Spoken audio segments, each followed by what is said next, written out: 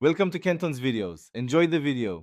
Start by confirming your camper frame and axle compatibility with sway bars. Gather tools, torque wrench, 3/8-inch socket, jack stands, grease, measuring tape. Measure axle beam width and clearance. Record the distance between hangers. Buy a matched sway bar kit sized for your camper weight and axle width. Inspect brackets and bushings for wear. Replace anything with cracks or play.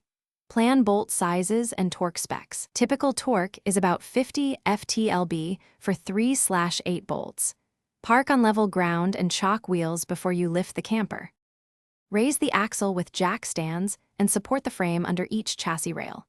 Clean mounting surfaces and align brackets to your recorded measurements before final fastening.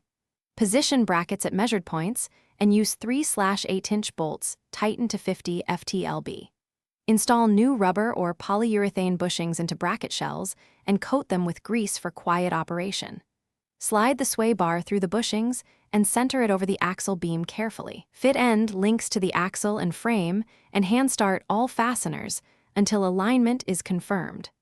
Torque all bracket bolts to their specified 50 ft-lb value. Set preload by centering the bar and measuring equal travel on each side of the axle. Adjust end link length so the sway bar is neutral at static ride height without tension. Verify all bolts are torqued to spec and check for binding with suspension at full travel.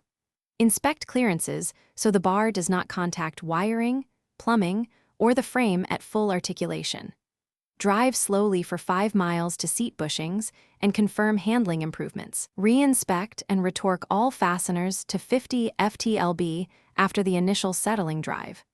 Keep a periodic maintenance schedule and recheck torque every 6 months. Thanks for watching. Consider subscribing if we helped you.